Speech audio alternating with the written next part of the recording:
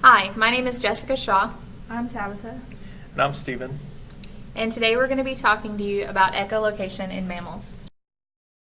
Animals that echolocate use echoes of sounds they produce to locate objects in their path.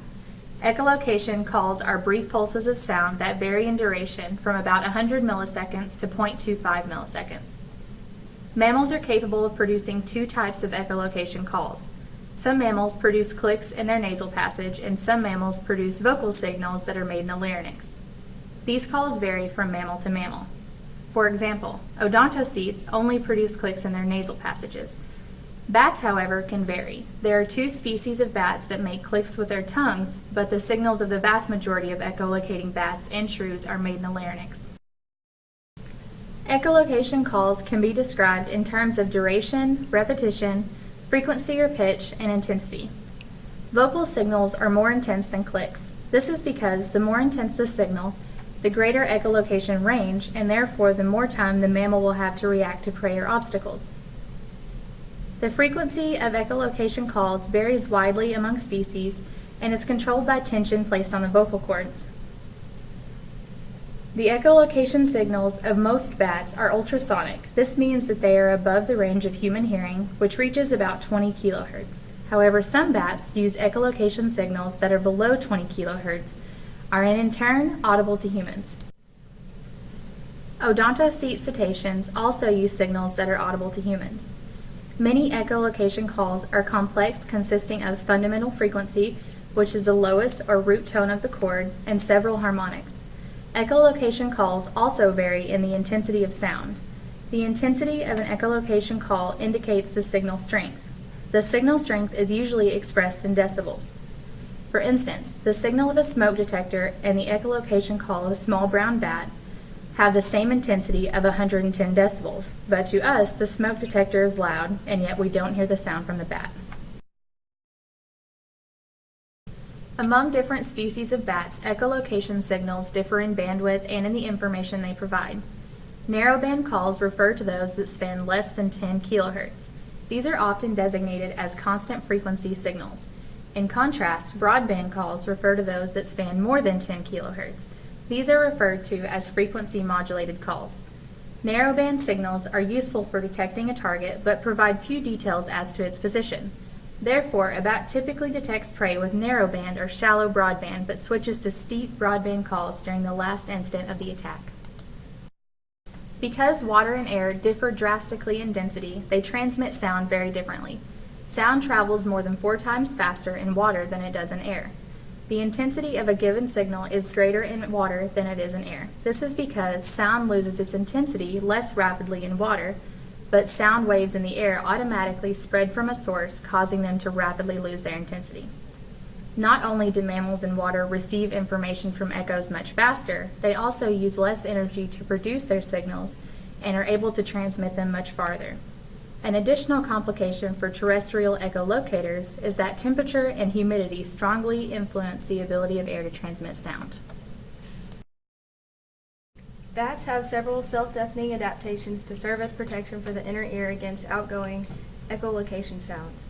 2 muscles of the mammalian middle ear suppress the ability of the ossicles to transmit vibrations when an individual is subjected to unusually loud sounds or when it is vocalizing.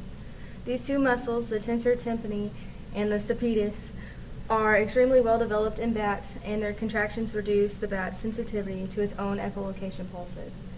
As additional protection in bats, the bones housing the middle and inner ear are insulated from the rest of the skull. This bony otic capsule does not contact other bones of the skull and is actually insulated from the skull by blood-filled sinuses or fatty tissue. There are 2 contrasting approaches to echolocation. Most bats avoid self-deafening, resulting from signal-echo overlap, by separating the signal and its echo in time. By producing signals a small percentage of the time and not trying to broadcast signals while receiving echoes at the same time, they are taking a low-duty cycle approach to echolocation. Duty cycle refers to the percentage of the time that a signal is produced. A low-duty cycle bat emits signals less than 20% of the time. A high-duty cycle bat emits signals more than 60% of the time. Bats that take a high-duty cycle approach to echolocation can produce pulses and receive echoes at the same time. These bats perceive Doppler shifts in the echoes from targets approaching or moving away and shifts generated by fluttering insect wings. This allows these bats to separate signal from echo by using Doppler shift compensation. Echolocation is thought to have evolved from communication calls that were primarily a means of detecting obstacles in poor lighting.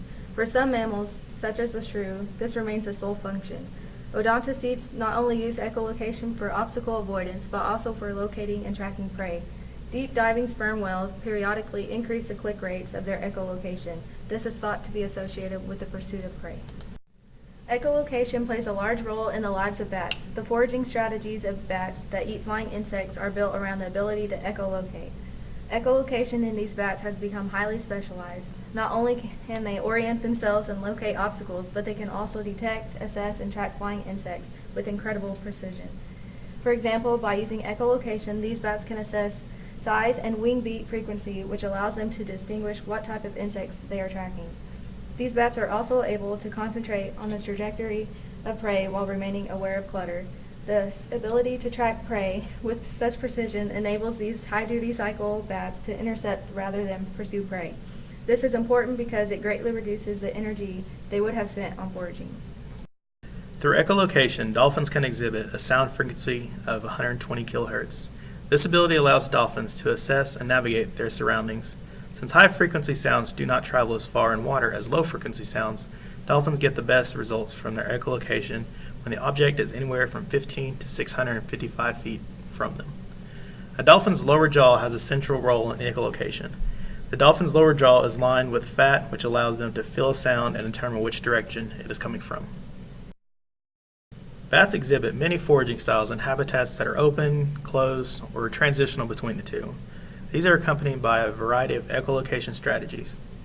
Open habitat bats use long, high-intensity, low-frequency, narrowband search phase calls. Edge habitat bats forage along transition areas such as the borders of woodlands and streams. These bats tend to have short and intense search phase signals with a combination of broadband and narrowband components.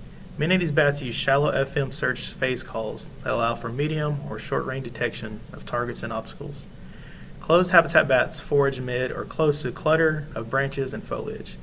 Most of these bats use short, broadband, steep FM calls of low intensity.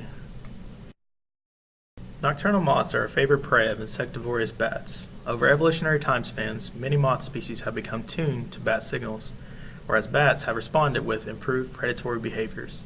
Several families of nocturnal moths have ears on the thorax. These ears are sensitive to a wide range of frequencies and allow insects to detect ultrasonic pulses of foraging bats. Some bats evolved countermeasures, these frequencies that moths are relatively insensitive to so that they may escape detection.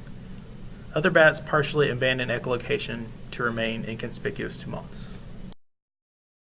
Cetacean ears serve as separate hydrophones, allowing the animal to localize an echo by discriminating between the times the sound is received by each ear. If the middle and inner ear bones were attached rigidly to the skull, vibrations would reach each ear from many different directions simultaneously. To allow localization of the sound, the tympanic bullae are not fused to the skull in any cetacean. The extremely thin posterior part of the lower jaw acts as an acoustical window. Sound passes through this thin part of the bone to the wall of the auditory bullae into which the sound passes. The jaw is the most acoustically sensitive area of the cetacean's head. Ultrasonic sounds are also produced by certain species of shrews, tenrecs, rodents, pinnipeds, and sirenians. Some shrews are known to echolocate. Tenrecs produce audible pulses by clicking the tongue. Several groups of rodents produce and detect ultrasonic calls for communication, but there is little evidence that rodents use echolocation for target detection and discrimination. The calls of Florida manatees are used to maintain group cohesion, and there is no evidence that sirenians use echolocation. Harbor, ringed, harp, gray, hooded, and leopard seals make underwater clicks, but there is yet no evidence of echolocation in these pinnipeds.